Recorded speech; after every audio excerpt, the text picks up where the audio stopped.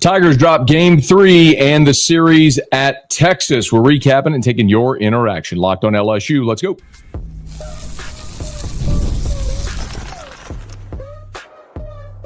You are Locked On LSU, your daily podcast on the LSU Tigers. Part of the Locked On Podcast Network, your team every day. Okay, let's get it. It is Locked on LSU, your team every day. I'm your host, Matt Moscona. Thanks so much for making us your first listen. We're free, available wherever you get podcasts, of course, on YouTube as well. So please subscribe. As always, one of the fastest ways to help us grow is by leaving your comments below. So thank you sincerely for that. LSU drops game 3 to Texas 6-2 after winning Friday night, being really in the driver's seat of the series, up 5-2 in game 2. Tigers blow that lead and ultimately lose the series, dropping games 2 and 3. So LSU falls to 4-2 on the season. Texas moves, obviously, to 5-1, leapfrogging LSU. We'll see what that means for the rankings. By and large, rankings don't really matter, but we'll see what that looks like on Monday.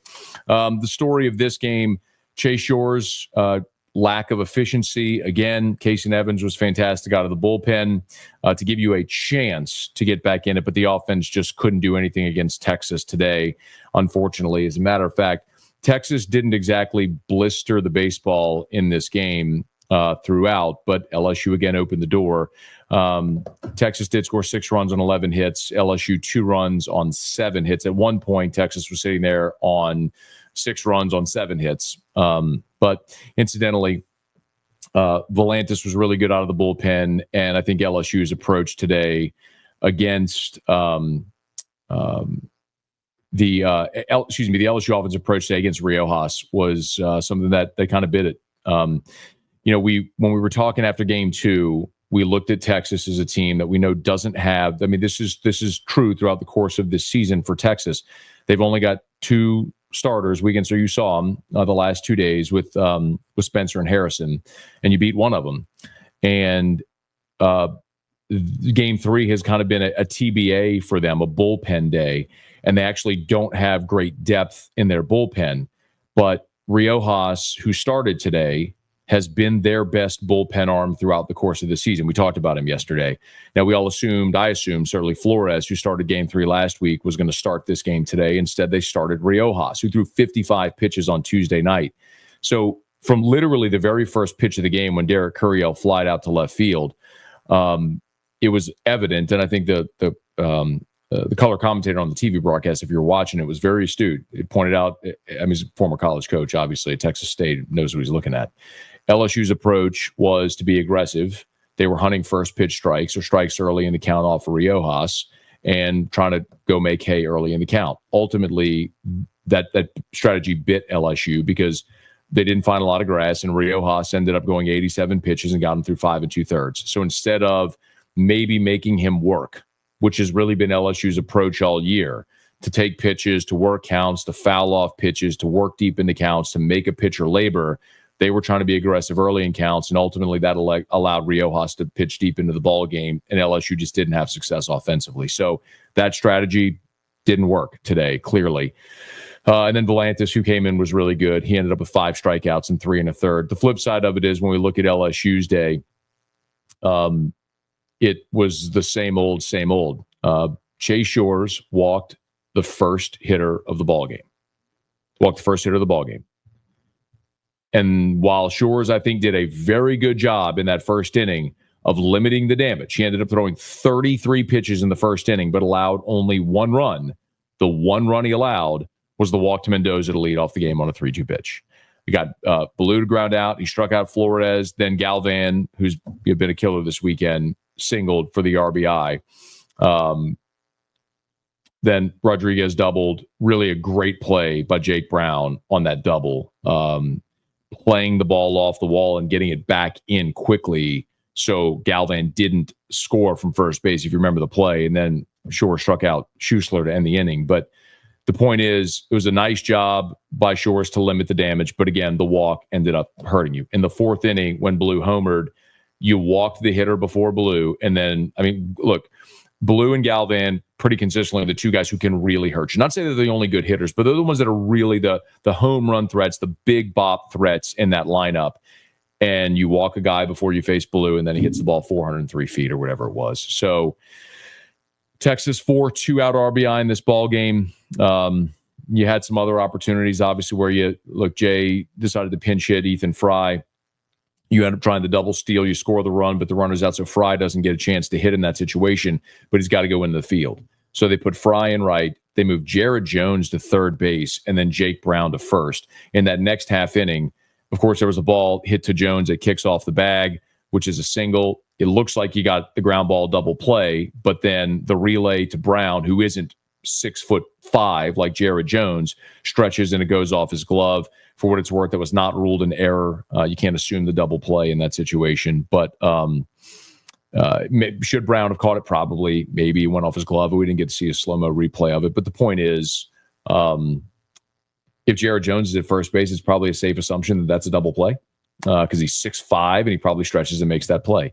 So I don't know, man. I think a lot of the decisions made in the ball game and in the weekend probably didn't serve LSU well. We can go back to Friday and talk about Zach Cowan burning him with a 6-run lead. And ultimately, I hate to belabor that point, but coming into this weekend, my one single biggest thing that we talked about, Friday and after further review here on Locked on LSU everywhere was you can't walk people. This is a Texas lineup that if you're going to make them beat you, they're going to have to string together hits. They got the two big boppers, but really make them string, like they had 11 hits today, but scored only 6 runs. Well, you gave up 2 walks in this ball game, and both walks came around to score. Not that those 2 walks ultimately cost you the game because you only put up 2 runs on the board, so you got certainly some offensive issues in this ball game today.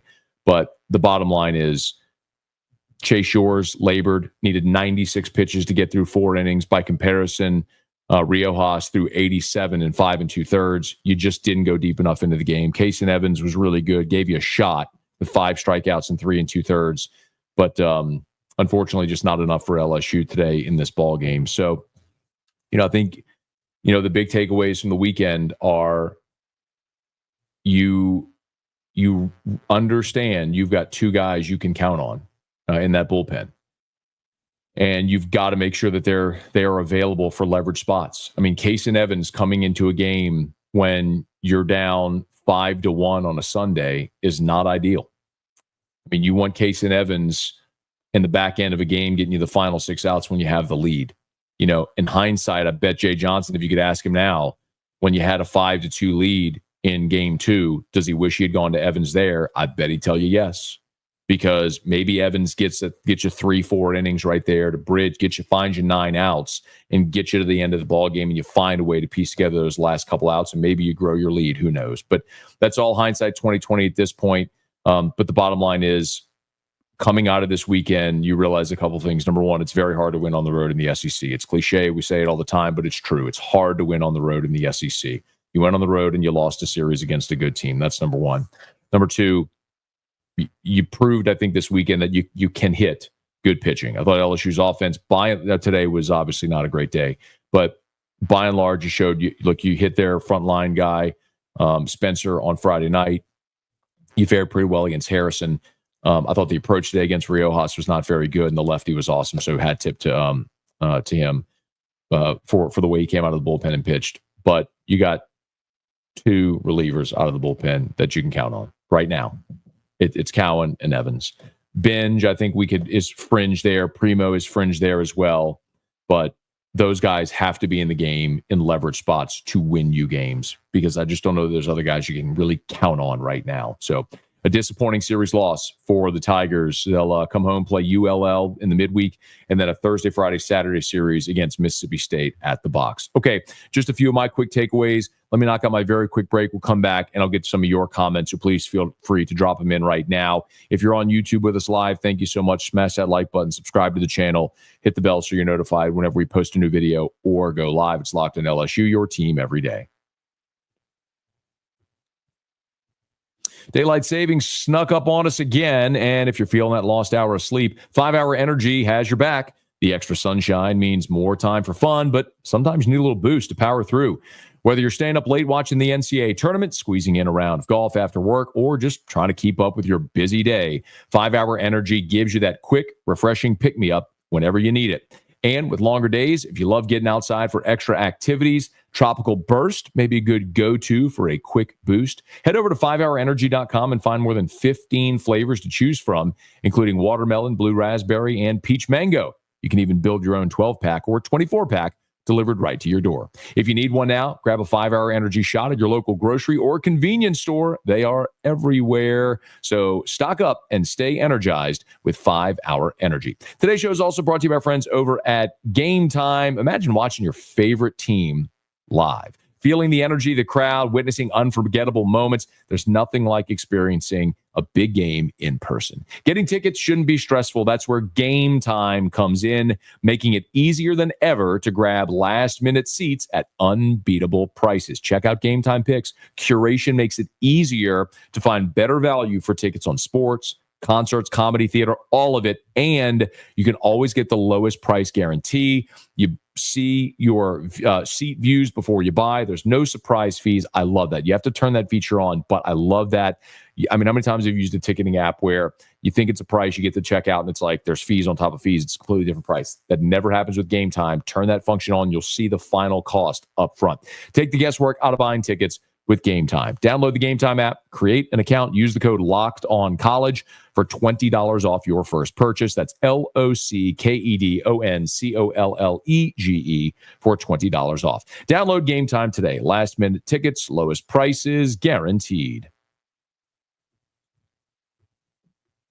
All right, let's get to your comments and questions as LSU loses the series finale to Texas. Tigers dropped 2 out of 3 there in Austin after winning game 1. You know, I probably am remiss if I didn't mention this.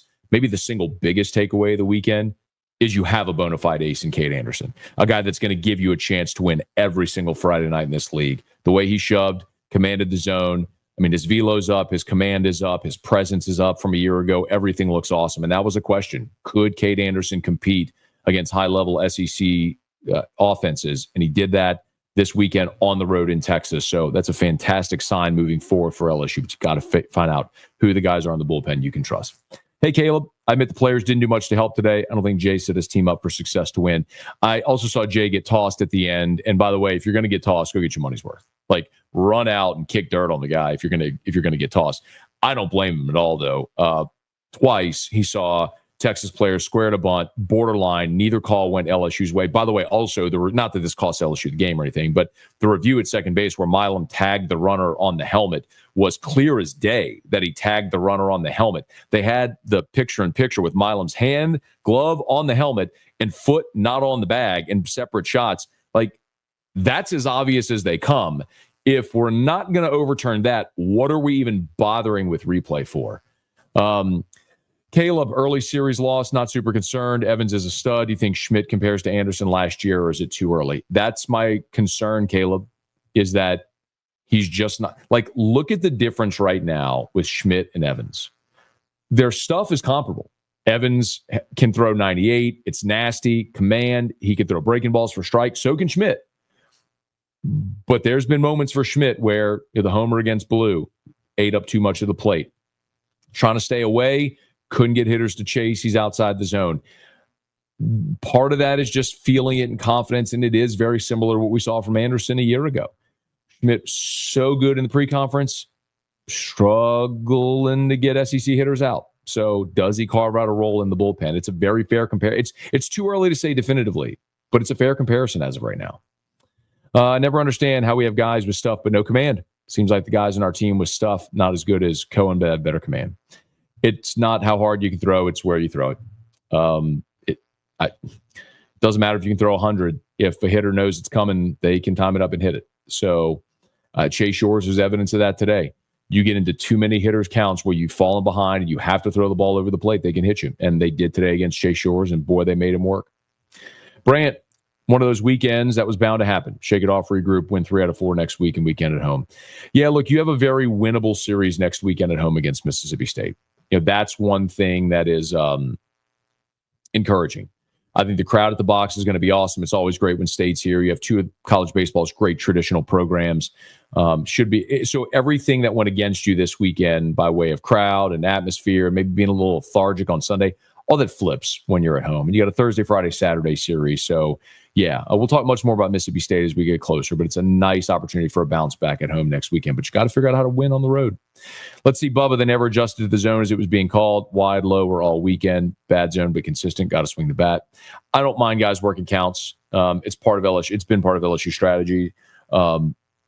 Jay wants guys to work counts. He wants to drive up pitchers' counts. He wants to make them labor. It's a big part of why whenever it looks like a pitcher's getting into a groove, Jay will call that offensive timeout, call the hitter over. That's why you saw it today. Like sometimes they'll lay down a bunt just to make a guy come off the mound. Sorry, Drew's here. Who is it? Mama. Oh, Mama's here? Okay, go let her in. Sorry. This is real life. I'm live. We got 300 people watching. My son just barged into the office. It's okay. My mom's here to watch Drew. Eric and I are going to dinner. Now you know this is real life and it's really live. Let me get a couple more in here. NIL young boy, time to see if Jake Brown can really pitch. Here's my one question on that. I don't know if they've been using – I don't know if Jake Brown has been pitching throughout fall and preseason. But I will say this definitively. You have to have a left-handed arm that you can count on out of the bullpen. They thought it would be Connor Ware. That hasn't shown up to this point. DJ Primo has been better, but certainly feels like he's got a long way to go. Look, he pitched all 3 games last weekend, was okay on Saturday.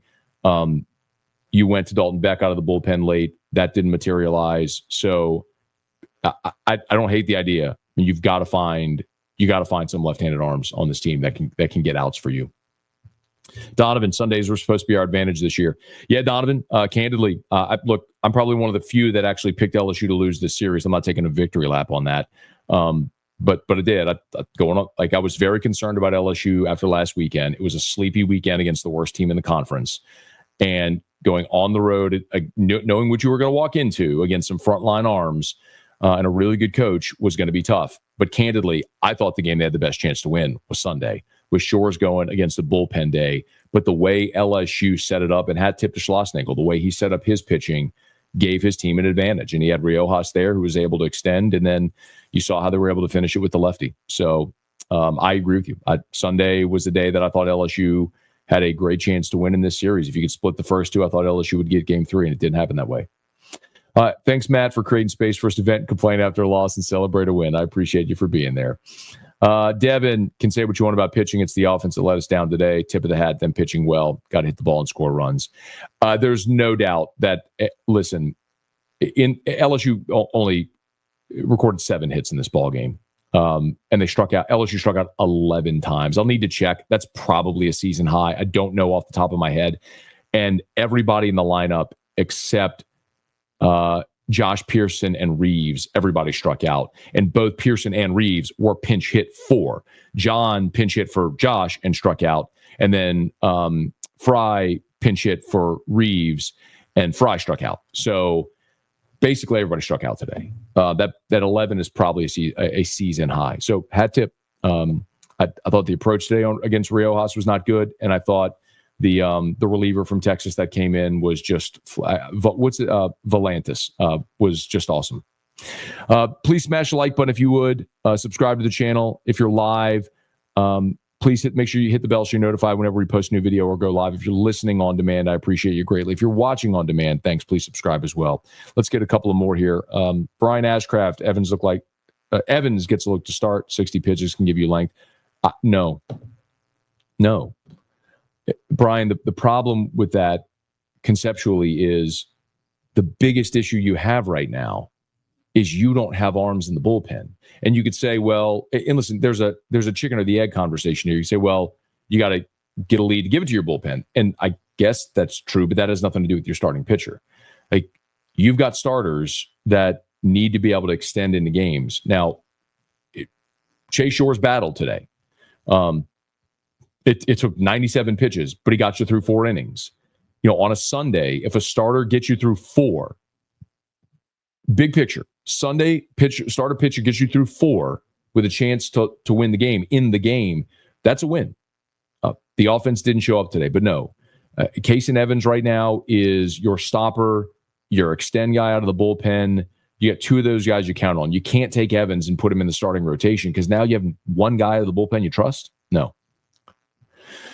Alan, Schmidt, Ware, and Shores need to stick to midweek games. They're not SEC ready. You know what, Alan? I would say that I agree with you. then who throws on the weekend? Like, this is the problem with that thought, Alan. You want to get rid of Schmidt, Ware, and Shores off the weekend. Okay, now who do you want to pitch on the weekend? You want to take DJ Primo and give him a bigger role?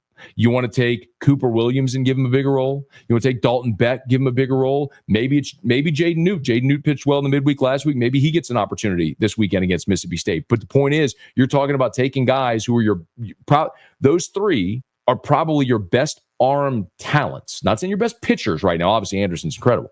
But your best arm talent, probably the three you mentioned, Schmidt, Ware, Shores. Shores is 6'8" and throws 98, man, with a bender. Like, you need those guys to pitch better. Like, that's on coaching. That's on them to work and develop and pitch better. Like, that's what it comes down to. It's not you need to get rid of these guys and put them just on Tuesday. No, you need to coach them and put them in spots where they can have success and get them to pitch better. Because if those guys, like, here's the most bottom line. If those guys can't give you key innings, like, you're not going to win anything. Like, you went into the portal and you got Connor Ware to be a significant left-handed piece in your rotation. You got William Schmidt to come to school and pass on millions, and he needs to be a significant piece for you. Chase Shores coming back off of Tommy John. He was draft eligible last year as a sophomore, returns here in his junior year, like 6'8", throwing 98. You need those guys to produce for you if you're going to be anything. So I don't know what to tell you, man. What do you want to see? Like, you've got to get those guys to be significant contributors for you. Let's see. Let's see if I get one more. James Charles, commentary was awful. They were both color analysts. Neither one of them was play-by-play. I thought they did fine. Whatever.